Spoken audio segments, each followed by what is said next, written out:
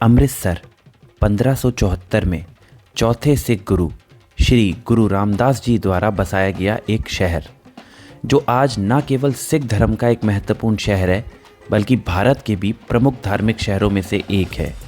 ये शहर न सिर्फ अपनी धार्मिक विरासत बल्कि अपने खान पान, अपने प्रमुख व्यापारिक केंद्रों और ऐसी कई चीज़ों के लिए बहुत फेमस है, जहाँ दुनिया भर से हजारों की तादाद में श्रद्धालु हर दिन आते हैं।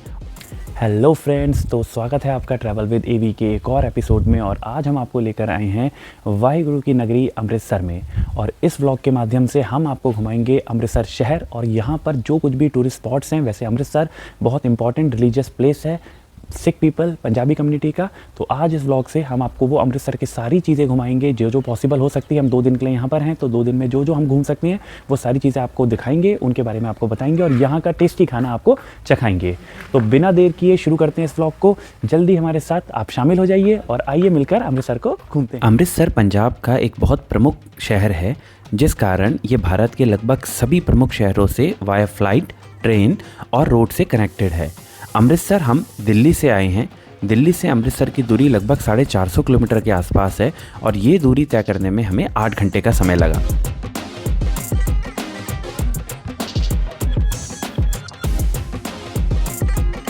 अमृतसर शहर का सबसे प्रमुख स्थल श्री हरमिंदर साहिब यानी गोल्डन टेम्पल है। यह 24 घंटे ओपन रहता है। बड़ी संख्या में श्रद्धालु यहाँ आते हैं अपनी मनोकामनाएं पूरी करवाने के लिए। वैसे तो दरबार साहिब में प्रवेश करने के लिए 3 या 4 गेट हैं, पर जब आप जलियांवाला बाग की तरफ से आते हैं तो ये वाला गेट जो आपके सामने है ये काफ़ी प्रमुख गेट है और अधिकांश श्रद्धालु इसी गेट से प्रवेश करते हैं। श्री हरमिंदर साहिब यानी हरि का मंदिर, ईश्वर का मंदिर, इसे गोल्डन टेम्पल या स्वर्ण मंदिर भी कहा जाता है, जिसका कारण है यहाँ पर लगा हुआ सोना। कहा जाता है यहाँ लगभग 150 करोड़ रुपए आज की कीमत के हिसाब से सोना इतना लगा हुआ है, जो 24 कैरेट गोल्ड है। इंडिया के आमतौर पर ज़्यादातर घरों में 22 कैरेट गोल्ड यूज़ होता है, पर यहाँ लगा सोना 24 कैरेट, जो प्योरेस्ट फॉर्म होती है सोने की, वो सोना है।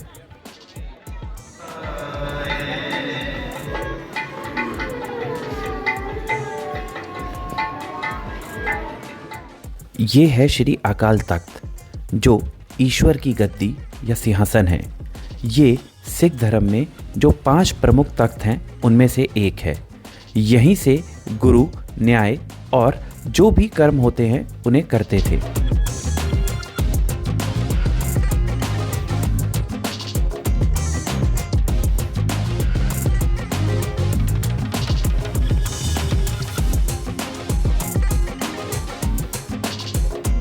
गोल्डन टेम्पल अमृत सरोवर के बीचों बीच स्थित है।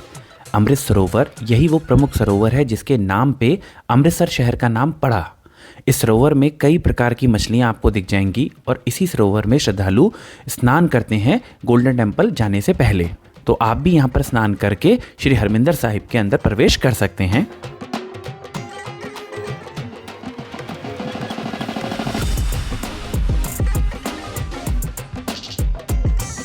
अमृतसर वाहिगुरु जी की नगरी है, इसीलिए यहाँ कभी भी किसी को भूखा पेट नहीं सोना पड़ता और साथ ही यहाँ हमेशा रहने की व्यवस्था भी मौजूद होती है।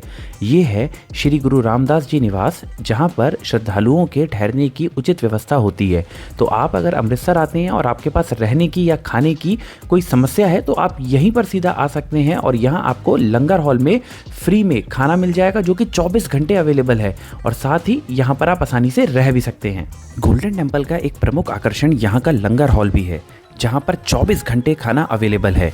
यहाँ प्रतिदिन माना जाता है कि 50,000 से 60,000 श्रद्धालु आते हैं और लंगर हॉल में जो प्रसाद है उसको ग्रहण करते हैं। अगर कोई धार्मिक त्यौहार है तो उस दिन यहाँ करीब 1 लाख लोग आके खाना खाते हैं।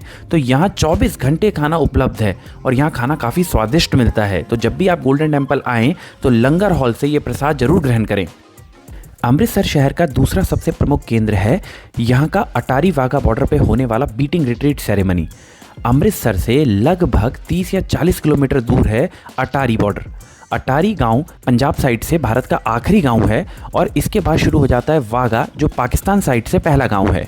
तो यहाँ पर हर शाम होती है बीटिंग रिट्रीट सेरेमनी, जिसमें भारत की तरफ से बीएसएफ और पाकिस्तान की तरफ से पाकिस्तान रेंजर्स परफॉर्म करते हैं। ये सेरेमनी 5 बजे के समय शुरू होती है गर्मियों में, और सर्दियों में लगभग 4:15 बजे के करीब। ये सेरेमनी के दौरान हज़ारों की तादाद में लोग आते हैं और यहाँ पर दोनों देशों के लोग एक दूसरे साइड से बॉर्डर के इस सेरेमनी को देखते हैं। अमृतसर मेन सिटी से यहाँ तक आने के लिए आपको, अगर आप एक शेयर्ड ऑटो करते हैं तो 300 रुपये प्रति व्यक्ति का किराया देना होगा। ये आने जाने दोनों साइड का किराया है। और अगर आप अपनी पर्सनल गाड़ी करके आते हैं तो 4 लोगों के लिए आपको 1500 से 1700 रुपये देने होंगे। यहाँ पर लगभग 2-2:30 बजे के करीब आना पड़ता है और 3 बजे तक यहाँ पर एंट्री स्टार्ट हो जाती है। उसके बाद ज़्यादा भीड़ होने पर, वैसे स्टेडियम बहुत बड़ा बना दिया गया है तो आराम से बहुत सारे लोग यहाँ पर आ सकते हैं। हज़ारों की तादाद में लोग यहाँ आके इस सेरेमनी को देख सकते हैं। पहले क्या होता था, यहाँ पर भीड़ ज़्यादा होने के बाद रोक दिया जाता था एंट्री को और कई लोगों को वापस जाना पड़ता था। पर अभी स्टेडियम को देखते हुए ऐसा लगता है कि शायद यहाँ पर काफ़ी इजीली लोग एकोमोडेट हो सकते हैं। सेरेमनी 5 बजे शुरू होती है और यहाँ काफ़ी गर्मी है, तो जब आप यहाँ पर आएँ तो सनस्क्रीन, हैट या अम्ब्रेला लेके आएँ, क्योंकि यहाँ पर लोगों को 3 बजे से एंट्री दे दी जाती है। इस कारण यहाँ पर लोगों का मनोरंजन करने के लिए तरह तरह के इवेंट्स और कार्यक्रम चलाए जाते हैं। जैसे यहाँ पर एक समय महिलाओं को मौका भी दिया जाता है कि वो देशभक्ति के गीतों में यहाँ पर आके झूम सकते हैं, नाच सकते हैं। इसके साथ साथ झंडा लेके गेट तक या आगे तक जाकर अपनी फ़ोटो या वीडियो बनाने का मौका भी दिया जाता है। कुछ देर बाद शुरुआत हो जाती है। जो बीएसएफ की महिला ब्रिगेड है उनके अलग अलग तरीके के हैरत अंगेज कारनामे दिखाए जाते हैं। इसके बाद जो डॉग स्क्वाड है या बाकी चीज़ें हैं उनको भी यहाँ पर एक प्रदर्शनी के रूप में दिखाया जाता है। तो यहाँ पर काफ़ी सारी चीज़ें होती हैं जिससे आपका मनोरंजन होता है। और 5 बजे ठीक बीटिंग रिट्रीट सेरेमनी स्टार्ट हो जाती है।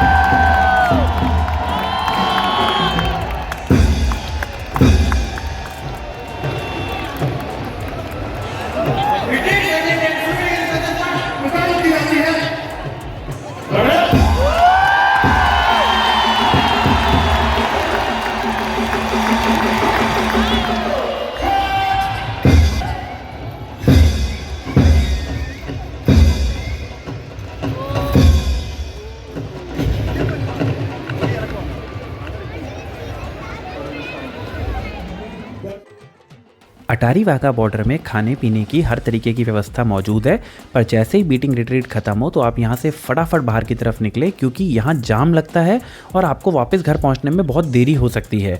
तो अब हम यहाँ से आपको लेकर चलेंगे अमृतसर के तीसरे सबसे महत्वपूर्ण स्थल में, जहाँ पर काफ़ी बड़ी संख्या में पर्यटक आते हैं। ये है ऐतिहासिक जलियांवाला बाग। जलियांवाला बाग वही ऐतिहासिक स्थल है जहां 13 अप्रैल 1919 को जो एक दुखद त्रासदी हुई थी, जिसमें जनरल डायर द्वारा निर्दोष लोगों पर गोलियां चलाई गई थी और बड़ी संख्या में भारतीयों की हत्या की गई थी। ये उसी की याद में बनाया गया है। यहाँ पर शाम के समय लाइट एंड साउंड शो होता है। पार्क में एंट्री फ्री रखी गई है और ये भारतीय स्वतंत्रता संग्राम से जुड़ा हुआ एक महत्वपूर्ण पार्क है। जलियांवाला पार्क में कई सारे छोटे बड़े म्यूजियम्स हैं, जहां पर आपको भारतीय स्वतंत्रता संग्राम से जुड़ी कई महत्वपूर्ण जानकारियां मिलेंगी। इसके साथ साथ आपको यहां जलियांवाला बाग में हुई घटना के बारे में भी विस्तृत रूप से बताया गया है। यहाँ पर जब आप पार्क में आगे बढ़ते हैं तो यहाँ पर मारे गए लोगों की याद में एक मेमोरियल बनाया गया है और उसके साथ ही यहाँ पर वो दीवारें भी मौजूद हैं जिसका अच्छे तरीके से मरम्मत रखरखाव किया गया है। जहाँ पर जनरल डायर द्वारा जो उस समय गोलियाँ चलाई गई थी, जो गोली हत्याकांड हुआ था, उसकी गोलियों के निशान आज भी इन दीवारों पर मौजूद है। जलियांवाला बाग एक मेमोरियल पार्क है जो प्रतिदिन सुबह 7 बजे से शाम 7:30 बजे तक ओपन रहता है। शाम के समय यहाँ पर लाइट एंड साउंड शो होता है, जिसको देखना एक मस्ट है, क्योंकि उसमें जलियांवाला बाग हत्याकांड के बारे में विस्तृत जानकारी दी जाती है। तो अगर आप शाम के समय यहाँ पर आएँ तो उसको ज़रूर देखें। जलियांवाला बाग ऐतिहासिक स्वर्ण मंदिर से केवल 100 मीटर की दूरी पर है। तो जब आप स्वर्ण मंदिर आते हैं तो वहाँ से बस कुछ ही कदम चलकर आप जलियांवाला बाग में भी आ सकते हैं। इसके साथ साथ यहाँ पर वो ऐतिहासिक कुआं भी मौजूद है, जिसमें कूदकर लगभग 200-300 भारतीयों ने अपनी जान दी थी, क्योंकि वो जनरल डायर द्वारा चलाई गई गोलियों से बचना चाह रहे थे और वो इस कुएँ में कूद गए थे। अब उसको कवर्ड कर दिया गया है, पर वो आज भी यहाँ मौजूद है। तो जलियांवाला बाग से अब हम आपको लेकर चलते हैं अमृतसर के एक और महत्वपूर्ण स्थल में, जो कि एक और फेमस मंदिर है जिसका नाम है Durgiana temple. Durgiana temple golden temple से लगभग 2 से 2.5 किलोमीटर दूर है और यहाँ पर आप किसी भी ऑटो से या रिक्शा से पहुँच सकते हैं। ये सुबह 6:30 बजे से ओपन हो जाता है और रात्रि 9 बजे तक ओपन रहता है। जब आप इस मंदिर को पहली बार देखते हैं तो आपको बिल्कुल गोल्डन टेम्पल की झलक दिखेगी, क्योंकि ये मंदिर लगभग उसी तरीके से बनाया गया है जैसा कि स्वर्ण मंदिर है। ये मंदिर उसी की एक रेप्लिका या कॉपी जैसा लगता है। ये मंदिर वैसे तो 16वीं शताब्दी का है, पर इसका पुनर्निर्माण 20वीं शताब्दी के तीसरे दशक में किया गया था। तो ये मंदिर भी लगभग 100 साल पुराना है और बड़ी संख्या में श्रद्धालु इस मंदिर में भी दर्शन करने आते हैं। श्री दुर्गियाना तीर्थ माँ दुर्गा को समर्पित है, परंतु यहाँ पर कई सारे अन्य देवी देवताओं की भी मूर्तियाँ मौजूद हैं। मंदिर के अंदर फोटोग्राफी और वीडियोग्राफी पूर्ण रूप से निषेध है, पर मंदिर के बाहर आप ये सब कर सकते हैं।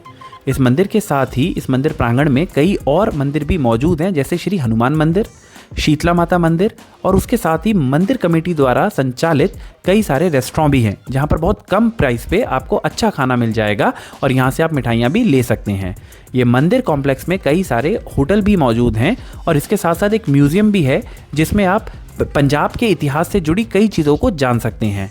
आप मंदिर के बाहर आते हैं तो आपको काफ़ी सारे होटल मिल जाएंगे और उसके साथ साथ खान पीने के लिए भी कई सारी चीज़ें यहाँ पर मिल जाएंगी।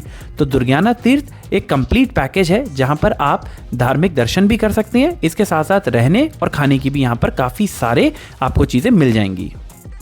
तो चलिए अब आपको दुर्गियाना तीर्थ से लेकर चलते हैं अमृतसर के एक और प्रसिद्ध मंदिर, जिसे छोटी वैष्णो देवी के नाम से भी जाना जाता है। यह है माता लाल देवी मंदिर। माता लाल देवी जो मुख्य रूप से लाहौर में जन्मी थी और विभाजन के बाद 1949 में अमृतसर आ गई थी, वह एक 20वीं शताब्दी की संत हैं और उन्हीं के द्वारा इस मंदिर का निर्माण करवाया गया है और ये मंदिर उन्हीं को समर्पित है।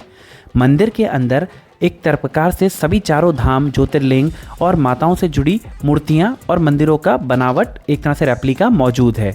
इस मंदिर के अंदर शीशे का काफ़ी सारा काम किया गया है, इसी कारण इस मंदिर को शीश महल का नाम भी दिया गया है। आप मंदिर की दीवारों पर कई जटिल नक्काशीदार मूर्तियां देख सकते हैं। जैसे जैसे श्रद्धालु मंदिर में घूमते हैं, कई कलाकृतियां, मूर्तियां, प्रतिमाएं और पेंटिंग संत लाल देवी को दर्शाती हैं। एक मानव निर्मित गुफा तीर्थयात्रियों को देवी के मंदिर तक ले जाती है, जहां केवल रेंग कर या पूरी तरह से घुटने टेक कर ही पहुंचा जा सकता है। रंगों की जीवंत श्रृंखला और जटिल दर्पण कार्य इस दिलचस्प मंदिर को यात्रियों के लिए एक वास्तविक दृश्य आनंद बनाते हैं। यह मंदिर सप्ताह के 7 दिन खुला रहता है और यहाँ पर आप सुबह 5 बजे से रात्रि 11 बजे तक दर्शन कर सकते हैं।